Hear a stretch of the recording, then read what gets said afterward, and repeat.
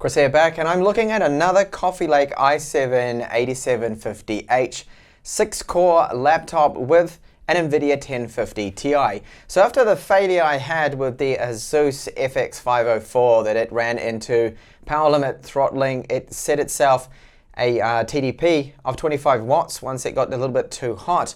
I decided to get what I was originally looking at, but was put off by the fact that it had quite a small battery, and I wasn't too happy with the touchpad I had on my old MSI. Well, it turns out some of those problems remain, but the GL63 8RD here from MSI is a huge improvement, I feel, over the previous model. So the specs are right up here, and also the time codes as well, so feel free to skip ahead to the part that interests you the most.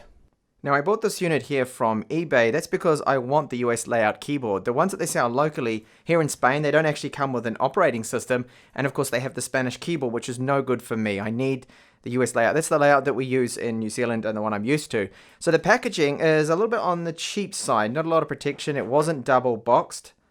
So on the right side here, you'll find the power supply. Now this is a rather large power supply. I will weigh that with the laptop in just a minute, but it is rated to 150 watts, which is 30 watts more than the Asus I reviewed with the same exact spec. Underneath the laptop, you'll simply find our quick start guide and then your power cable. And now taking a look at the laptop. So 2.26 kilos isn't too bad considering the spec and how much copper this has inside, which I'll show you in just a second when we take a look at the internals. But when you add, of course, the power brick, and then the cable on top, your total carry weight then comes up to 3 kilos exactly, getting a little on the heavy side. The thickness of the laptop, you can see, is thicker than the Asus FX504. The 504 is a laptop that has the exact same specs, so the same processor, the i7-8750 with an Nvidia 1050 Ti.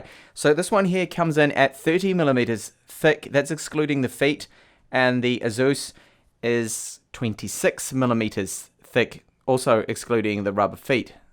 The lid of the GL63 does have quite a bit of flex here. Now it's a plastic build exactly like the previous generation, the GL62.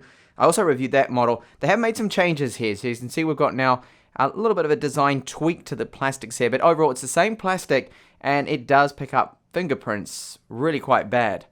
Now the hinge here is quite stiff, but you must open it up with two hands. And there we go, you can see that keyboard. So the keyboard, SteelSeries, yet again, MSI has been using SteelSeries keyboards for quite some years now. It's a good keyboard. The keyboard flex is almost non-existent. It's very solid. And these keys, I do like them. They do have a bit of a sort of rubber feel to them, but very good feedback from them. We've got the numerical keypad, you can see there. We've got controls for your print screen, shortcuts like that. We've got page home, up and down. And overall, a comfortable keyboard. It doesn't feel quite as good as the one that's on the Asus FX504. I quite like that keyboard. It just feels a little bit stronger. You get a little bit more travel on the keys. But overall, it is a decent keyboard. Now, this one comes with just a red backlight. I will show you that later on once I power on the machine. Now, MSI have changed the power button a little bit. So we've got the boost override, which is this right here for the fans. That puts it into the top speed, high RPM mode. And then the G there is for the MSI Gaming Center, which I will show you also in this video. Power button slightly tweaked there. You're not going to accidentally press this power button because it is separated away from the keyboard, as you can see. Now you can see already that this is picking up these smudges and fingerprints. I really wish that MSI would change the plastic they use because it's really bad, and it just means that this looks dirty straight away, that it's very hard to keep clean. Now the touchpad, this is a typical MSI touchpad that it's not actually using Windows precision drivers, unfortunately. I think it's an ELAN one that they're using, or Synaptics, and it's not too bad. So it has a soft feel to it. It is definitely not the best touchpad. Now, most gamers will probably end up using a gaming mouse here, so it's not a big issue for most. MSI do need to step up their game when it comes to their touchpads because they're not the greatest. We have the separate mouse buttons there. Now, the palm rest here, very little flex in that. It is overall solid, this plastic build that they've gone with.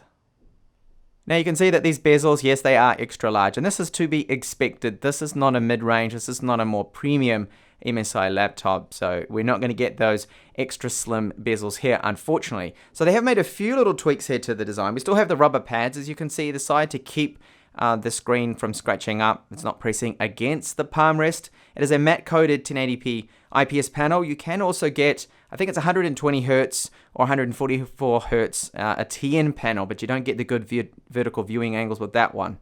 And up the top, the same 720p webcam. It does have dual array mics and a little status LED in there, just to let you know when it is on. Now, unlike the FX504, we get plenty of ports with this one here. So we've got a Kensington lock slot, then you have one of the exhaust vents there. So this is new. They've now got exhaust vents on the side to help improve the cooling. A gigabit LAN port there. We have HDMI 1.4 spec. Should be HDMI 2, I feel. Then we have a mini display port out, USB 3.1, USB 3 Type-C, and then our mic and audio out jacks there. And then on the right hand side we have an SD card reader. Now this is not ultra high speed. Two more USB 3.1 ports, Type A of course, and then another exit vent there for the cooling. And note that the plug is actually wider this time around. Now I don't know why they changed this from the previous generation.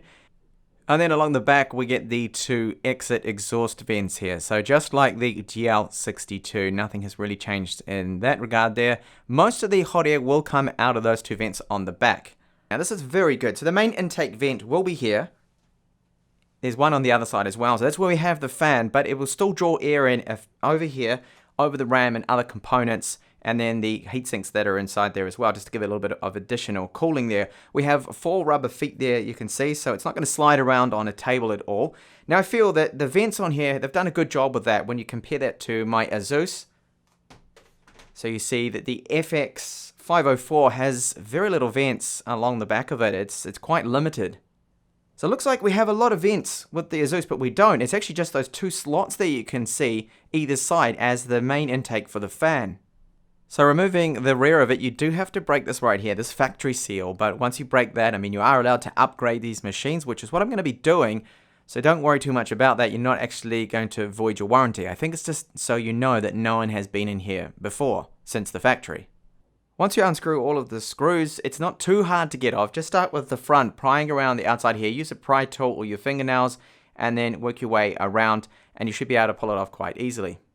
So you can see big changes here to the internals. The most obvious is the speakers now. They are 5 times bigger, and they do have like a sound chambers either side here to help produce some nice bass.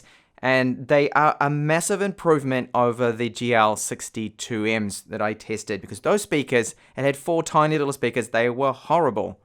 My configuration comes with a SATA 3 256GB drive here from Toshiba with 550 reads and about 500 writes. It's not the fastest, but this slot does support NVMe. And because this is going to be my personal travel 4K editing laptop with some light gaming on the side, I am going to be replacing this with the Samsung 970 EVO 250GB drive, which is going to be so much faster. And same goes for the RAM. So I've now installed some HyperX RAM, and this is 16GB. Now if you want to, it comes with 8GB already pre-installed. All you need to do is add another 8GB slot. That will give you 16, but I already have this RAM on hand. All models come with a 1TB hard drive that has about 125 read and write speeds. You can replace this with an SSD if you want something faster. And we also have a replaceable wireless card. So this is an Intel Wireless AC 9462, and it does have Bluetooth 5. Right, here's the main reason why I went for this particular model. So we have 7 copper heat transfer cooling pipes on the FX504 from Asus. That only has 2, one big one and one small little one. So hopefully the thermals on this, unlike that particular model, are going to be really good. When you go through the setup here, you do get a big language selection here on first boot. Now my particular model has a 1080p anti-glare IPS panel. It is from LG, and it is an LG D0590. That's the model number of that. If you want to Google that, check it out. 250 lux is what I've measured is the maximum output. And because it's anti-glare, I find that the brightness output, that's sufficient. For indoor use, it's going to be fine. And even in direct sunlight, you'll still be able to make out what is on the screen. Now the blacks on it, as you can see, they are quite deep. And overall, it is an okay panel, I feel, for the type of laptop this is. That this is not a high-end video editing machine or anything like that.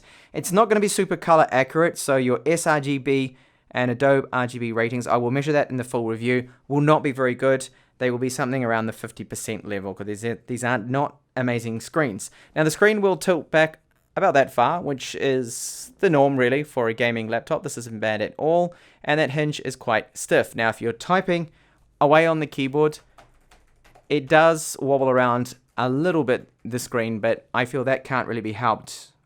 Now before I swapped over the SSD, I did benchmark that one you get that is included, the 256GB Toshiba drive, and you can see for a SATA 3 drive that these speeds are fine, they're okay, but it's of course not as fast as an NVMe SSD.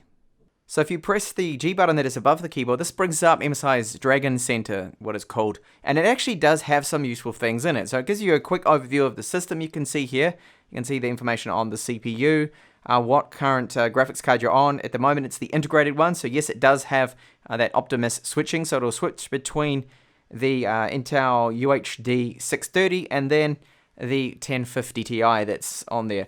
Now the SSD on first boot, you get around approximately about 190, just under gigabytes free there. And there's also some quite useful features on here. For example, one of the ones I like here is we've got custom fan profiles. So at the moment I've got it set to advanced, and you can go along and tweak this. So when the system is idle or not really doing anything, you won't actually hear those fans at all. This is very useful, and you can even really push it to the limits if you decided you don't want the fan on at all, even when it's just getting a little bit warm, around 50 degrees or so. Then you can actually stop that from coming on, the fans, and even just lower down the RPMs there. Now it doesn't give you a readout of the exact sort of temperature, which would be nice. It's just got a hot to cold guide there, but it would be nice to see, for example, right up here, 80 degrees, and then down here 30 degrees or something, so it gives you an idea. But overall it is useful.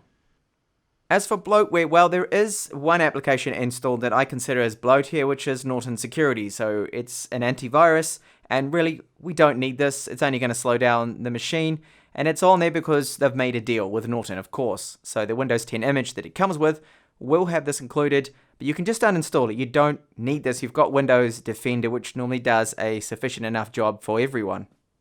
And then, of course, Windows, with their latest images, they like to install their own bloatware as well, force upon us a few apps. Now, this is something you can't really avoid, so you just got to go through and install some of that rubbish on there that you probably don't need or would never actually use. It comes with Windows 10 Home, and the version is 1709, so this is not recent. You will need to run Windows Update quite a few times to then get it onto the latest builds, of course. And I have benchmarked now my Samsung 970 EVO, and you can see here, as expected, the speeds are very, very quick for this type of drive. What else is also quite quick is the wireless. So that 9462 from Intel Wireless AC, it's only a 1x1 antenna setup, but I'm still getting a 38 megabytes per second peak here. This was a download from Steam. Here is the stock Cinebench score. So this is a big jump up over that Asus FX 504 that I reviewed. They've got about 780, 800 CB.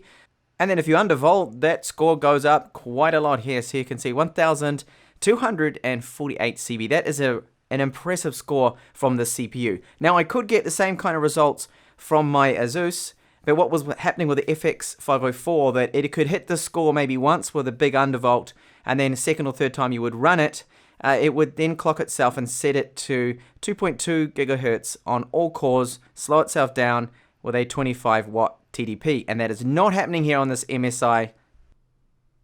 Even after a few hours of use, you can see that yes, it's picking up smudges, fingerprints, the oils and things from your hands. And then you can see them, especially on the touchpad there. And it will not take long before you get a dark patch here where you use this touchpad. Now, the touchpad is probably my biggest complaint so far with this particular laptop. Two-finger scrolling doesn't always work. It is a Synaptics touchpad, and when you go to scroll down, often it will not register at first, and you have to keep repeating yourself. The finer movements and accuracy is a step up over the previous generation, the GL63 that I reviewed. So I feel it is slightly better there. The mouse buttons themselves are okay, but most of the time I will just double tap and your two-finger right-click. Those gestures are all working there. So you've got all your Windows 10 gestures. You've just got absolutely no control over it. It doesn't seem to have any Synaptics software installed. I've also been having some issues with my keyboard. It was fine until I had to hit the spacebar, and I found that the very edges of the spacebar, from about here onwards, either side, they don't seem to register. It's only going to be working if I tap this about 10 times, it's only going to register that keystroke maybe 6 or 7 times, and that is hopeless. That's not really good. So I'm not happy with the spacebar at all. I don't know whether I have to do an RMA for this unit, or I need to send it back or get MSI warranty to fix this or take a look at it. But I did a quick Google search and it seems to be a common issue with these laptops. The funny thing is, my previous model, which had pretty much the same kind of keyboard on it, a SteelSeries 1, and it was a GL62, no issues. I never had any problems with the spacebar, so I don't know why this one is bad. If I hit it dead in the middle, about there, then it's going to work and register every single time. But very disappointing to see that, especially I imported this unit from United States, that I have this problem with the keyboard here. At least MSI does have an international warranty. Now the keyboard backlit, as I mentioned, it's just red. This is not one of the RGB ones. Other models have RGB if you need that, if you want that. So I'll just show you the different levels we've got. So right now this is on the maximum brightness, that is the middle level, and then the lowest level there, or off. My biggest complaint with the last gen model was the sound. The speakers were terrible. They were flat, they were tinny, they weren't loud enough, and that has all changed. Thankfully, these 5 times larger speakers are 5 times better. I'll give you a sample of them now.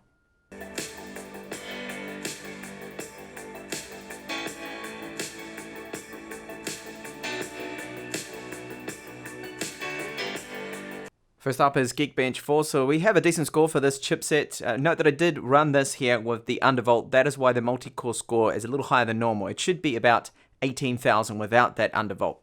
The OpenCL score, this of course is running on the Nvidia 1050 Ti, and then I did overclock it. I got a very good overclock, which I will show you just after this, and that is the result there. So it does increase the score quite a bit, and that is a free boost, and I can't see any negatives to the overclock. There's no artifacts or anything like that at the time of my testing. I've been running it now for about 4 hours or so. And here is the Firestrike score. So this is 3D Mark's Firestrike. And then again, with the overclock, that gives us about just actually over 1,000 points more, which is really good.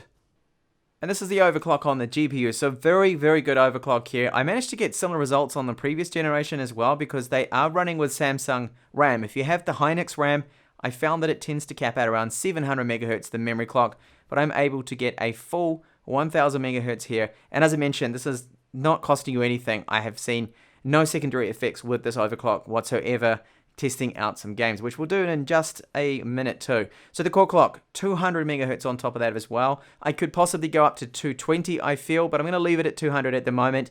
It does increase the temperatures, but it's well worth the trade-off. And because it is a gaming laptop, I do have to test out a game, and this is Witcher 3. I'm sure you're familiar with it. I have tested it with the other laptop reviews that I have done, and it is running really good. This is the medium preset setting on 1080p.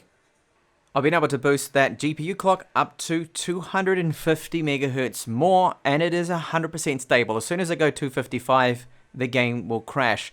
So we're averaging about 73, 74 frames per second. Now I'm going to clock it down to the default clock, and we'll check out and see what kind of performance gains, or should I say how far it's going to dip now. So I'm going to set that then to stock again, and we'll go back into it and resume. So there we go. We gained approximately 10 frames per second on average more. So it is well worth overclocking, and that's just going to make the game so much more smoother.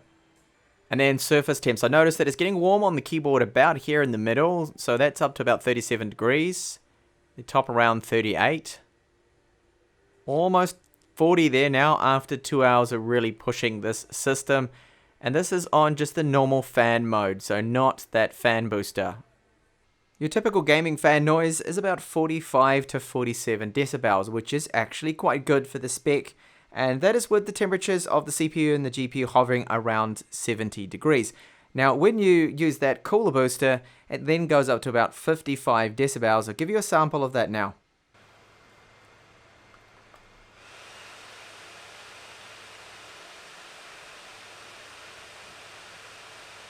So you can hear that, yes, it is loud, and it does get up to the 55 decibels, but you don't actually really need to use it. You can put it on if you want to be benchmarking, or you're doing something super demanding, or you just want to cool down the laptop quickly after a big long gaming session or something like that. You don't want any more fan noise.